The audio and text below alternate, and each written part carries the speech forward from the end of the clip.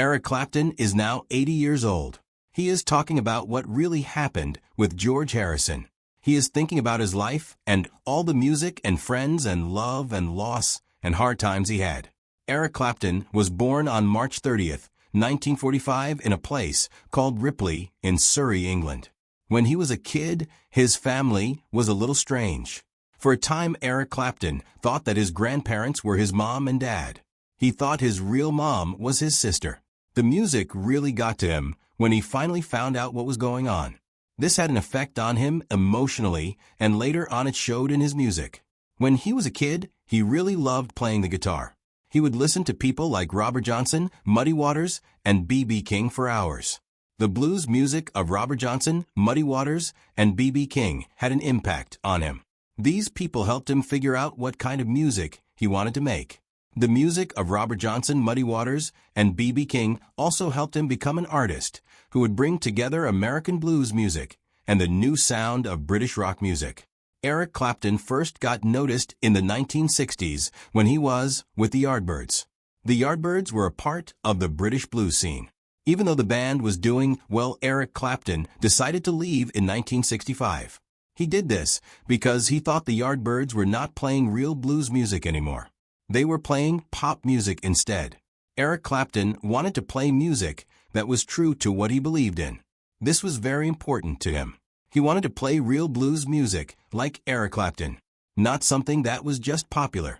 After he left the Yardbirds, he joined John Mayall and the Blues Breakers. This is where Eric Clapton, the musician, learned to play the guitar well.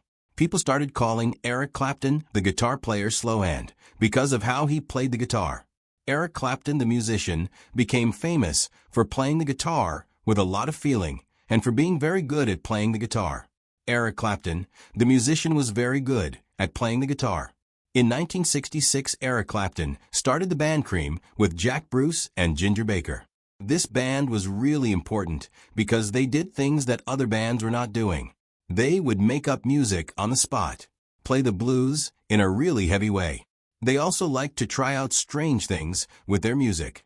Cream had some songs like Sunshine of Your Love and White Room that showed how well Eric Clapton could play the guitar. He was also getting really good at performing in front of people. Even though Cream was around for 2 years because the guys in the band did not get along, they were still very influential. Eric Clapton became famous around the world because of Cream. They helped make the guitar a popular instrument and Eric Clapton a famous guitar player. After the band Cream broke up, Eric Clapton formed a band called Blind Faith with Steve Winwood and some other musicians like Ginger Baker and Rick Gretsch. Blind Faith only made one album. It had some really great songs on it like Can't Find My Way Home. Eric Clapton was always looking for ideas, so he worked with different people like Delaney and Bonnie, and then he was in a band called Derek and the Dominoes. Derek and the Dominoes made an album in 1970 called Layla and Other Assorted Love Songs. It is still one of the best albums in rock music. Eric Clapton and Derek and the Dominoes did something special with this album. The song Layla is about Eric Clapton's love for Pattie Boyd. She was married to his friend George Harrison. Eric Clapton loved Pattie Boyd. She did not love him back. This song Layla is very famous. It is a love song that people know well. The guitar playing in Layla is very good. Eric Clapton was very good at music. People liked his songs. He had a lot of problems. He took much heroin and later he drank too much alcohol. These things were very bad for Eric Clapton. They made his life and his music career very difficult. The song Layla and Eric Clapton's problems are still remembered today. He got better because he was determined and his friends helped him. His friends were really good to him. He was open about the times he had, and that showed people that even someone they call the guitar god can be vulnerable. This reminded people that the guitar god is a person just like everyone else.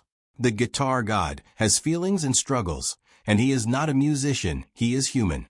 The 1980s and early 1990s were a time of change for music and for Eric Clapton. Something sad happened to Eric Clapton in 1991.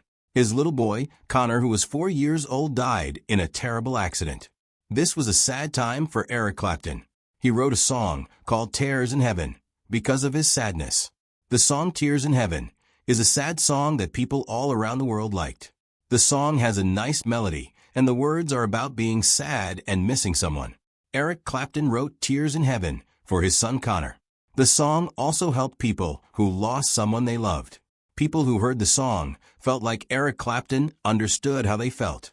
Eric Clapton is a musician, and he is also good at telling stories through his songs. He can make people feel the emotions he is singing about. The song Tears in Heaven is an example of this. Eric Clapton is very good at making music that touches people's hearts. Eric Clapton worked with a lot of musicians like George Harrison, Bob Dylan, J.J. Cale, and B.B. King over the years. Eric Clapton was really good at playing kinds of music, so he could play blues, rock, pop, and reggae easily. This is clear when you listen to Eric Clapton's version of Bob Marley's song, I Shot the Sheriff.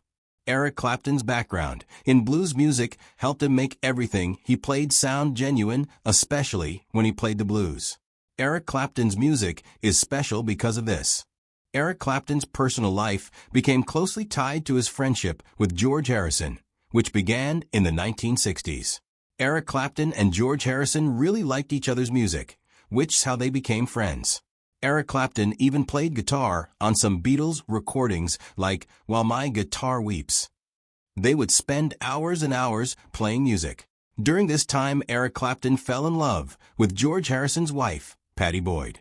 She was a model from England, and George Harrison had written a song called Something About Her. Eric Clapton and Pattie Boyd, George Harrison's wife, had an impact on Eric Clapton's life. The feelings that Eric Clapton had for Pattie Boyd caused a lot of pain. This pain inspired Eric Clapton to write songs like Layla. Years went by. George Harrison and Pattie Boyd got divorced in 1977. Then Eric Clapton and Pattie Boyd got married on March 27, 1979 in Tucson, Arizona. This was the start of a life for Eric Clapton and Pattie Boyd, after a really long and complicated love story. The marriage between the couple was really tough. They wanted to have kids. They had a lot of trouble getting pregnant, and they had miscarriages over and over. So they went to see doctors to get some help. In 1980, they tried something called in vitro fertilization. This was a new thing back then, and it was very hard for them to deal with, but it did not work out. They were both really sad about it. It made their relationship worse. This was a hard time for them. During this time, Clapton had an affair with Lori Del Santo, who's an Italian model and actress. Then Lori Del Santo had a baby boy named Connor Clapton, who was born on August 21, 1986. The baby boy Connor Clapton was Clapton's son. The news of the affair and the child was really tough for Boyd to handle. It ended up ruining the marriage. The marriage finally came to an end in divorce in 1989.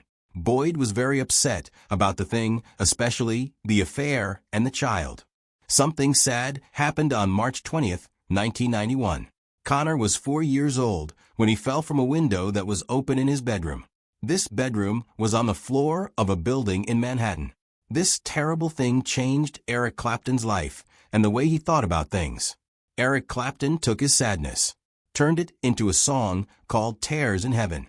This song is very special to Eric Clapton. It helps people who are sad and gives them hope. After a time, Eric Clapton found love again. In 1998, when Eric Clapton was 53 years old, he met a woman named Melia McHenry. She was 22 years old, worked as an administrative assistant. Eric Clapton met Melia McHenry at a party in Columbus, Ohio. This party was after one of Eric Clapton's performances. Eric Clapton and Melia McHenry dated each other for a year. They kept their relationship private. Then, in 1999, Eric Clapton and Melia McHenry made their relationship public.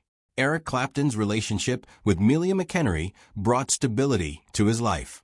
On January 1, 2002, Eric Clapton and Melia McHenry got married. They married at St. Mary Magdalene Church in Ripley. Ripley is where Eric Clapton was born. Eric Clapton and Melia McHenry had 3 daughters together. They raised these daughters together. Eric Clapton finally had the family life he had always wanted. Eric Clapton was very happy with his family life, with Melia McHenry and their daughters. Now, when I think about it, Clapton talks openly about George Harrison and their amazing friendship. He says George Harrison was like a brother to him, not a friend. At the same time, Clapton knows that they also had a kind of competition going on between them because they were both guitarists, but they played very differently. Clapton's music was full of feeling, had a lot of blues in it. George Harrison's music was more about melodies, was influenced by spiritual things. They would play music late at night and help each other come up with new ideas. The thing that really put their friendship to the test was that Clapton fell in love with Pattie Boyd. Eric Clapton admitted that he could not control the way he felt, and he believed that George Harrison knew how he felt from the beginning. Even though things were tough, George Harrison was able to forgive Eric Clapton. That helped them stay friends. Eric Clapton and George Harrison were able to keep their friendship strong because George Harrison was a person. Boyd left Harrison, married Clapton, but that did not stop Harrison and Clapton from playing music together. Clapton felt bad about what happened.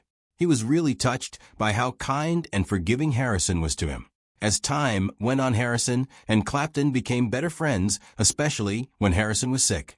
Clapton would visit Harrison a lot during that time.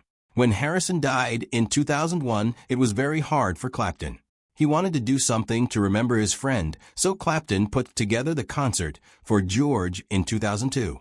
Clapton said that Harrison taught him that music is about making something, not about trying to be better than someone else.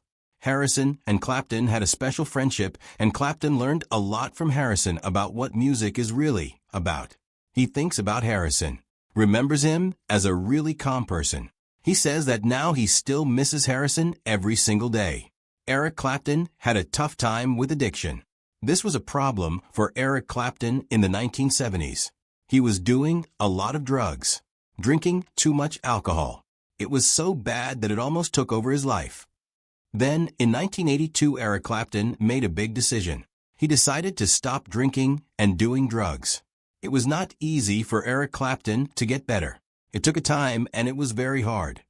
Eric Clapton did it and he got his health back. He even started being creative. Even though Eric Clapton stopped doing drugs and drinking, he still had a problem with smoking. Eric Clapton struggled with cigarettes for a long time. It was not until 1994 that Eric Clapton was finally able to quit smoking. This was a deal for Eric Clapton because it meant he had gotten rid of one of his last bad habits. His story of overcoming addiction, grief, and personal challenges stands as a powerful example of resilience, self-discipline, and creative rebirth, showing how survival and honesty can shape both a life and a legacy.